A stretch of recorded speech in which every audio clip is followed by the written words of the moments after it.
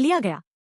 कुछ यातना के बाद पपराजी ने वह सब कुछ कबूल कर लिया जो वह जानता था, लेकिन लाओपू इसे कैसे जाने दे सकता था। क्या तुम्हें पैसा पसंद नहीं है? तो फिर मैं तुम्हें एक बार में पर्याप्त जानकारी दे दूंगा, लेकिन शर्त यह है कि तुम्हें एक सिर छोड़ना होगा।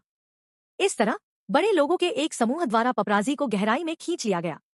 जियाओ मेई और जियाओ शुआई ने भी लाओपू की संपत्ति के सुराग की जांच शुरू कर दी। वे एक साथ जियाओ मेई की मां के घर आए, लेकिन कुछ जांच के बाद उन्हें संपत्ति के बारे में कोई सुराग नहीं मिला तथा वह यूएसबी फ्लैश ड्राइव भी गायब थी जिसमें पहले साक्ष्य संग्रहित थे। अब उनके पास केवल एक ही विकल्प था कि वे व्यायाम के लिए विला में जाने के लिए ओल्ड पार्क का इंतजार करें। पपराजी से निपटने के बाद ओल्ड पार्क क्रोधित हो गया। जियाओ मेई को परेशानी करने से रोकने के लिए उसने सीधे किसी को उसे होटल में बंद करने के लिए भेज दिया। इस बार जियाओ मेई को इससे कैसे निपटना चाहिए? कोरियाई चाइबोल वास्तव में भयानक था। उन्होंने न केवल अपनी पत्नी के साथ मनमाने ढंग से दुर्व्यवहार किया, बल्कि अपने चुनाव के लिए अपनी पत्नी को घर में नजरबंद भी कर दिया। यद्यपि मोबाइल फोन को गार्डों ने छीन लिया था, सौभाग्य से जियो मेई ने एक चाल चली और तुरंत जियो शुआई द्वारा दिए गए विशेष मोबाइल फोन को उससे संपर्क करने के लिए निकाल लिया। जब उसने जियो शुआई से जियो मेई की कैद के बारे में सुना तो महिला वकील ने सतह पर बहुत सहानुभूति रखने का नाटक किया, लेकिन वह अपने दिल में किसी और की तुलना में अधिक खुश थी। यह एक महान अवसर था। वह जल्दी से पत्रकारों के एक समूह को शियाओ मेई के होटल में ले आई और उसका हालचाल पूछा। इस बार चुनाव प्रक्रिया में शामिल ओल्ड पार्क गंभीर रूप से घायल हो गया। ओल्ड पार्क को शियाओ मेई को पकड़ने से रोकने के लिए शियाओ शुआई उसे एक दूरदराज के घास के मैदान में ले गया और थोड़ी देर के लिए शिविर और आश्रय दिया। जियाओ शुआई ने जियाओ मेई को बताया कि उसने लाओपू के फोन पर रियल टाइम मॉनिटरिंग स्थापित कर दी है। जब भी वह व्यायाम करने जाती, हम उसे ऐसा करते हुए पकड़ लेते। रात को जियाओ शुआई, जो सो नहीं सका था, बाहर टहलने जा रहा था।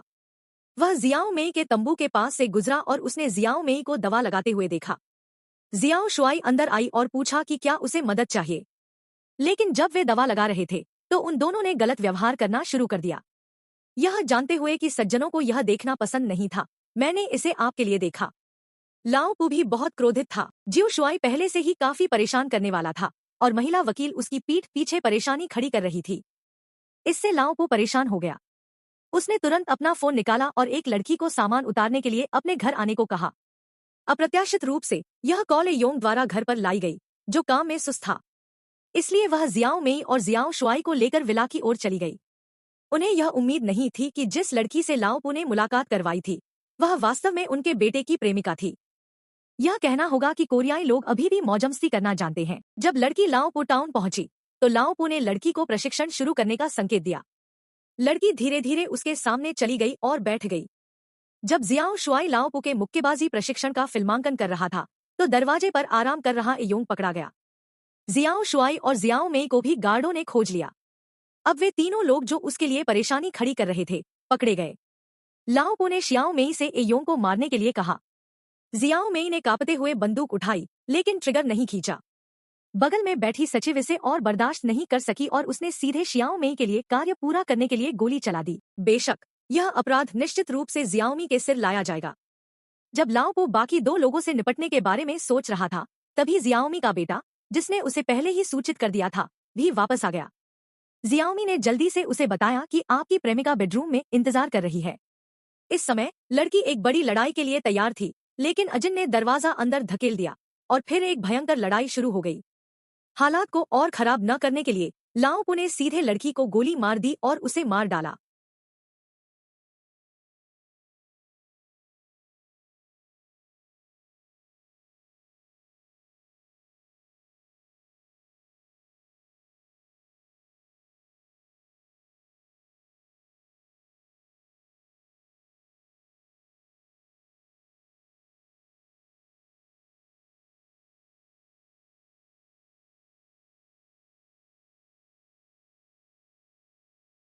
लिया गया। कुछ यातना के बाद पपराजी ने वह सब कुछ कबूल कर लिया जो वह जानता था, लेकिन लाओपू इसे कैसे जाने दे सकता था। क्या तुम्हें पैसा पसंद नहीं है? तो फिर मैं तुम्हें एक बार में पर्याप्त जानकारी दे दूंगा, लेकिन शर्त यह है कि तुम्हें एक सिर छोड़ना होगा। इस तरह बड़े लोगों के एक समूह द्वारा पपराजी को गहराई में खींच लिया गया। जियाओ मेई और जियाओ शुआई ने भी लाओपू की संपत्ति के सुराग की जांच शुरू कर दी। वे एक साथ जियाओ मेई की मां के घर आए, लेकिन कुछ जांच के बाद उन्हें संपत्ति के बारे में कोई सुराग नहीं मिला तथा वह यूएसबी फ्लैश ड्राइव भी गायब थी जिसमें पहले साक्ष्य संग्रहित थे। अब उनके पास केवल एक ही विकल्प था कि वे व्यायाम के लिए विला में जाने के लिए ओल्ड पार्क का इंतजार करें। पपराजी से निपटने के बाद ओल्ड पार्क क्रोधित हो गया। जियाओ मेई को परेशानी करने से रोकने के लिए उसने सीधे किसी को उसे होटल में बंद करने के लिए भेज दिया। इस बार जियाओ मेई को इससे कैसे निपटना चाहिए? कोरियाई चाइबोल वास्तव में भयानक था। उन्होंने न केवल अपनी पत्नी के साथ मनमाने ढंग से दुर्व्यवहार किया, बल्कि